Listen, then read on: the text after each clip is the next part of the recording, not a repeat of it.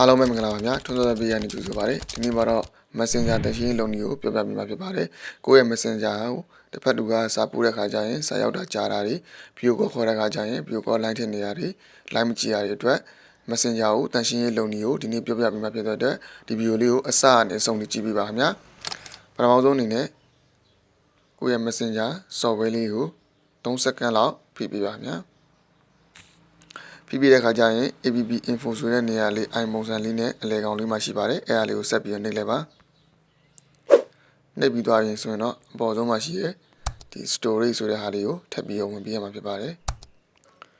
ဝင်လိုက်ပြီးဆိုရင်ဒီအောက်ဆုံးမှာရှိတဲ့ clear data ဆိုတဲ့ဒီနေရာလေးကိုထပ်ပြီးနှိပ်ပေးပါဗျာ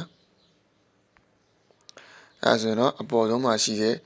clear all data ကိုလုံးဝမတော်ပြီးမနှိပ်မိပါစေနဲ့အောက်မှာရှိတဲ့ clear achievement ဆိုတဲ့ဟာလေးကိုထပ်ပြီးနှိပ်ပြီးပါဗျာအဲ့ပြီး okay ကိုနှိပ်လိုက်ပါဗျာ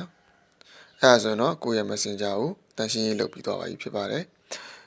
အားလုံးအဆင်ပြေကြမှာထင်ပါတယ်အားလုံးကိုကျေးဇူးအများကြီးတင်ပါတယ်ခင်ဗျာ